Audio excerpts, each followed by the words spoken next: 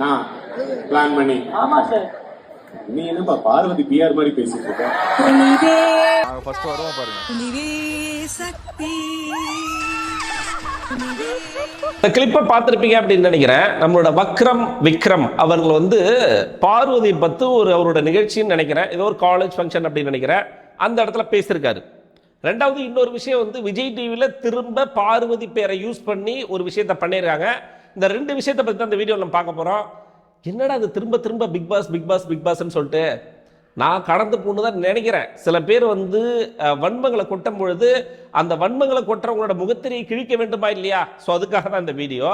அதாவதுங்க, பாரு உள்ளே இருக்கும்பொழுது அவங்கள யூஸ் பண்ணிக்கிட்டு டிஆர்பி ஏற்றுங்கிறதுக்காக ரெட் கார்டு கொடுத்து ஒரு நாடகம் ஆடி பல சம்பவங்கள் நடந்துச்சு.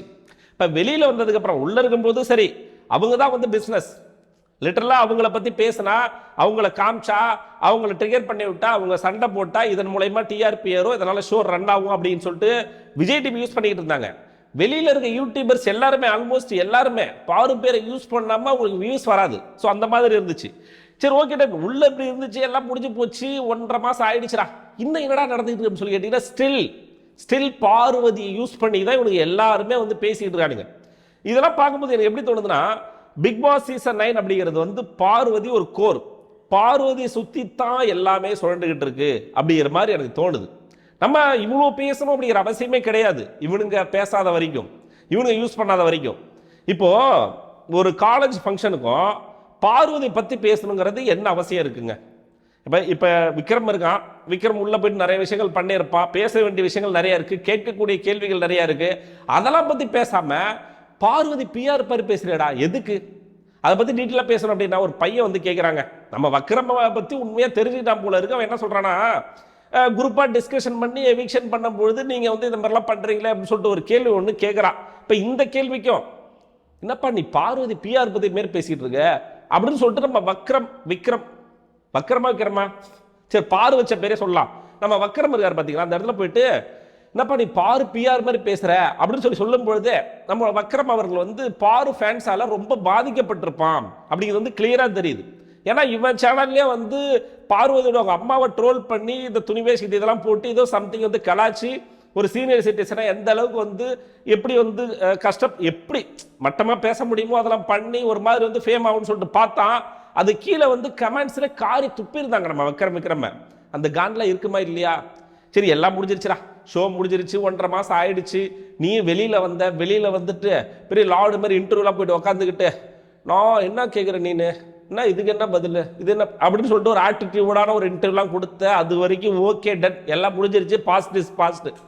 அப்புறம் இப்போ வந்து 1.5 மாதம் கழிச்சு திரும்ப போயிட்டு அங்கே உட்காந்துக்கிட்டு நான் வந்து நீங்கள் பாரு பிஆர் மாதிரி பேசுகிறீங்க அப்படிங்கும்போது எந்த அளவுக்கு நீ பாருஃபோபியா வந்து சுற்றிக்கிட்டு இருக்க?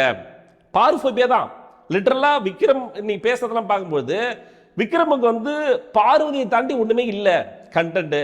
பார்வதி பற்றி பேசினாதான் நம்ம ஷோவில் ஏதோ ஒரு இடத்துல வைரலாகவும் இந்த கிளிப்பை எடுத்து போடுவாங்க, இதன் மூலயமா நம்ம ஷோ ரன் ஆகும். இவர் சொன்னார், அதாவது அவங்க வெளியில் போயிட்டு ரெட் கார்டு வாங்கிட்டு போகிறாங்க, சேலரிலாம் தரமாட்டாங்க போல இருக்கு, நம்மளாம் இவங்க எப்படி நடந்துக்கிறாங்க அப்படிங்கிறத பார்த்து நம்ம அப்படியே பிச்சை போடுவோம்னு சொல்லிட்டு. இப்போ யார் பிச்சை எடுக்கிறா?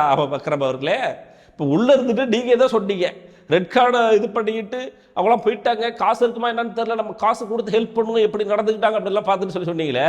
இப்போ லிட்டரலாக உங்களோட நிகழ்ச்சிக்கு உங்களோட சேனலுக்கு பார்வதி பேசுனாதான்டா எனக்கு வியூஸ் வரும், நான் லைம் லைட்டில் இருப்பேன், நான் ஏதாவது ஒரு இடத்துல வைரல் ஆவேன், ஸோ அதனால் பார்வதி பிஆர் மாதிரி அப்பா பேசுறீங்க அப்படின்னு சொல்லிட்டு இதை வந்து தெரியாமலாம் சொல்லலை, இன்டென்ஷனாக வேணும்னு பாரு பேரை யூஸ் பண்ணால் நம்ம ஃபேமஸ் ஆயிடலாம்டா, பாரு பேரை யூஸ் பண்ணி ஏதாவது ஒன்று பேசிட்டோம்னா நம்ம அந்த கிளிப்பை எடுத்து போடுவானுங்க, இதன் மூலயமா அந்த நிகழ்ச்சியை பார்ப்பானுங்க, எப்படியோ ஒரு விதமாக பாரு போட்ட பிச்சை தான் ப்ரோடிங்க அப்படின்னு சொல்லிட்டு நமக்கு தோணுது.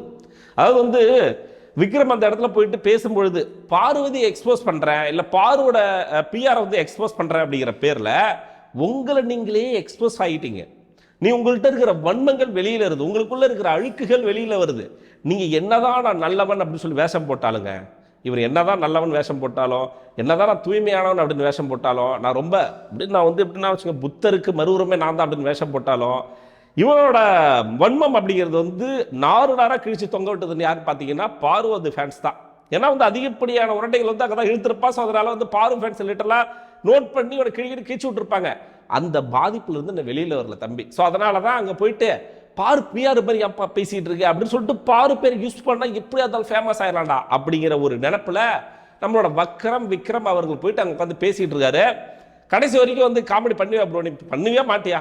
நான் என்கிட்ட என்ன கேட்குறேன்னா 106 நாள் இருந்த உடனே நீ வந்து ஒரு காமெடியன் அப்படின்னு சொல்லிட்டு நீ வந்து சொல்லிக்கிற, அங்கே நீ காமெடி பண்ணல. சரி ஓகேடா, வெளியில வந்து நீ காமெடி பண்ணுவ, அதாவது இன்டர்வியூல வச்சு காமெடி பண்ணுவ அப்படிங்கிற பேர்ல பார்த்தா ஏடா பாரு மாரி பேசுறீங்க, பார்வதி பிஆர் இப்படிலாம் பேசினா நாங்கள் சிரிப்பு வரும்னு நினைக்கிறேன். நீ சீரியஸாகவே சிரிப்பு வரல, உங்ககிட்ட இருந்த வன்மகள் தான் வெளியில வருதே தவிர நீ ஒரு காமெடியன் கலைஞன் அப்படிங்கிறத வந்து நீ சொன்னாதான் எங்களுக்கு தெரியுது. இப்போ நீயே சொல்லிக்காத அப்படின்னு சொல்லிக்கிட்டு இது ஒரு நிகழ்ச்சிங்க, இது ஒரு சம்பவம். ரெண்டாவது விஜய் டிவியில் பற்றி நான் என்ன சொல்றது, ஆல்ரெடி தேவையான அளவுக்கு வந்து கழுவி ஊற்றியாச்சு. விஜய் டிவி அதை லிட்டரலாக இப்படி பாரு கம்பரத்தை வந்து யூஸ் பண்ணாங்க அப்படிங்கிறது நமக்கு எல்லாருக்குமே தெரியும். ஒரு பிரச்சனை ஒன்று நடக்குது, அந்த ரெட் கார்டு விஷயம், கார் டாஸ்க்கு அதெல்லாம் பேசி பேசி அழுத்து போச்சு மக்களே, முடியல நம்மளால. ஏன்னா அந்த இடத்துல வந்து இவங்க அந்த சண்டையை ரசித்து அதை டெலிகாஸ்ட் பண்ணி இவங்களை கெட்டவங்களாம் காமிச்சு ரெட் கார்டு கொடுத்து அதன் மூலயமா டிஆர்பி ஏற்றிக்கிட்டு அவங்கள வெளியில் அனுப்பிவிட்டு மக்கள் எதிர்ப்பை பார்த்து திரும்ப ஃபினாலைக்கு கூட்டதுங்கிறது வந்து வரலாறு. சரி அதெல்லாம் முடிஞ்சு போச்சு, பாஸ்ட் இஸ் பாஸ்ட். அதுக்கப்புறம் 2-3 ப்ரோக்ராம் நடத்துறானுங்க. ஃபர்ஸ்ட் வந்து அந்த ஸ்டார்ட் மியூசிக் ஷோவா, ஸோ அதுலேயுமே அதில் பாரு அப்படின்னு சொல்லிட்டு நம்ம சயின்ஸ் சபரி வந்து சில இடத்துல வந்து வன்மங்களை கொட்டியிருப்பான். அதுக்கப்புறமா வந்து அந்த துணிவே சக்தி அப்படிங்கிறது வந்து மிஸ்டர் பிளாக்கா கருப்பு மிஸ்டர் கருப்பு அவர்கள் வந்து அவர் தான் வந்து டிஜே நினைக்கிறேன், அவர் அந்த இதை போட்டு அதன் மூலயமா ஃபேமஸ் ஆகிறாரு. இப்போ அதன் மூலயமா இப்போ இன்னைக்கு ஒரு ரீசெண்டாக ஒரு ஷோ ஒன்று நடந்திருக்கு போல இருக்கு. அதில் வந்து நம்ம துஷார் பேசுகிறாங்க, அவன் நார்மலாக பேசுகிறான், என்ன சொல்கிறான்னா வந்து தலைவர் ஸ்டைலில் சொல்லணும்னா முன்னாடி யாரும் வரவங்க முக்கியம் இல்லை, பின்னாடி சம்திங் டைலாக் பேசுகிறான்னு வச்சுங்களேன். இந்த இடத்துல துணிவே சக்தி அப்படிங்கிற விஷயத்தை வந்து போடுறாங்க. நான் ஆல்ரெடி இதை பற்றி சொல்லியிருந்தேன். விஜய் டிவி திரும்ப ஒரு சீனியர் சிட்டிசன் சொன்னதை அது நீ வந்து பாசிட்டிவாலாம் போடலை, அது எங்களுக்கு நல்லா தெளிவாக தெரியும். நீ சர்க்காசமாக கலாய்க்கிறதுக்காக துணிவே சக்தி அப்படிங்கிறத போடுறீங்க. அதை போட்ட உடனே இந்த சைடு அரோரா என்ன ஆதரை என்ன அப்படியே வந்து குதூகலமாக சிரிச்சு அப்படியே வந்து கூட்டமாக ஒன்று சேர்த்துட்டாங்களாம். விஜய் டிவி ப்ராடக்ட் எங்களுக்குலாம் விஜய் டிவி சப்போர்ட் இருக்குடா பாத்தியா அப்படின்னு சொல்லிட்டு எல்லாரும் ஒன்று சேர்ந்து பார்வதி கலாய்க்கிறாங்களாம்மா. துணிவே சக்தி அப்படிங்கிறத போட்டா தாண்டா எனக்கு ஷோ ரன் ஆகுது.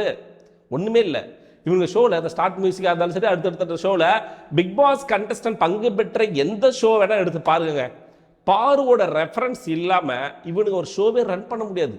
பாருவோட பேரையோ இல்லை இந்த இதுகளை துணிவே சக்தி இருக்குல்ல, ஸோ இதையோ ஏதோ ஒரு இடத்துல போட்டாதான் இந்த ஒரு கிளிப்பு வந்து வைரல் ஆகும், இதன் மூலயமா இந்த ஷோவை பார்ப்பாங்க அப்படிங்கிற ஒரு நம்பிக்கையில் தான் விஜய் டிவி ஸ்டில் துணிவே சக்தியாக இருக்கட்டும் பார்வதி பேராக இருக்கட்டும் இப்படி யூஸ் பண்ணிக்கிறாங்க.